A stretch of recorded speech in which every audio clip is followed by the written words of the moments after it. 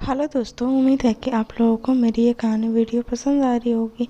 मेरे आज की कहानी का शीर्षक है चुड़ैल का प्रतिशोध। तो चलिए शुरू करते हैं।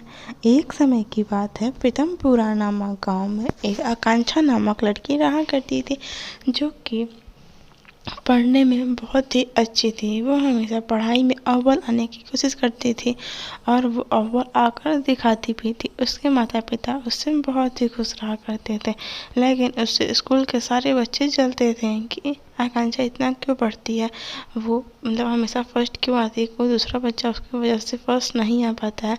उसे थोड़ा तो सोचना चाहिए ना कि किसी और बच्चे को भी मौका मिले। लेकिन इससे सारे बच्चे उसे जला करते थे, लेकिन एक बच्चा जो कि हमारा सेकेंड राजा था, वो इसे इतना जलता था कि आकांक्षा की जान लेने पे उतारू हो जाता है। और वो आकांक्षा से आगे कह भी देता है, इस बार तुम्हें सेकेंड आना है और मुझे फर्स्ट आना है। अगर मैं फर्स्ट नहीं आया तो मैं तुम्हारी जान ले लूँगा, क्योंकि मेरे मम्मी पापा मुझे बहुत डांटते और मारते हैं। तो इस पर आकांक्षा बोलती है, ठीक है, इस बार तुम फर्स्ट आ जाना।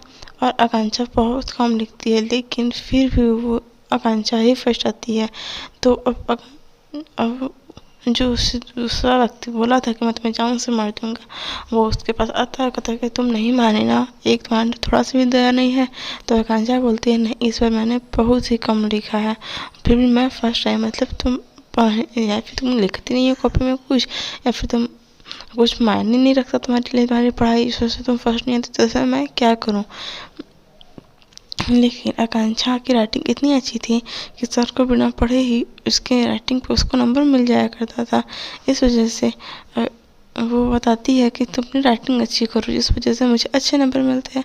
तो वो लड़की को फिर भी आकांक्षा फंस जाती, तो फिर आकांक्षा को वो लड़की सच में मार ही देती जान से, और फिर वो फर्स्ट आने लगती। लेकिन आकांक्षा चुड़ैल बन के भी उसकी आकांक्षा की आत्मा को शांति नहीं मिलता, क्योंकि आकांक्षा की मौत एक ऐसे तरीके से हुई थी जो इसकी वजह से उसे शांति नहीं मिल पा रही थी, जिस वजह से आकांक्षा उसी स्कूल में हमेशा के लिए रह जाती है। और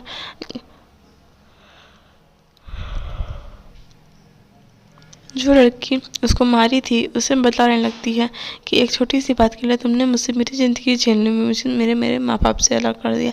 इससे आकांक्षा उस लड़की से बदला लेने लगती है और उस लड़की को बहुत सबक सिखाती है। और वो लड़की भी हाथ पर जोड़ लेती है और कहती है, मुझे माफ़ कर दो, मुझे माफ़ कर दो।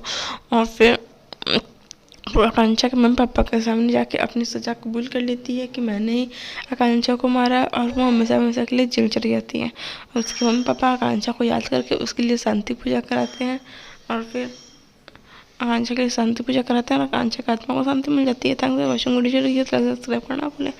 बाय बाय दोस्तों।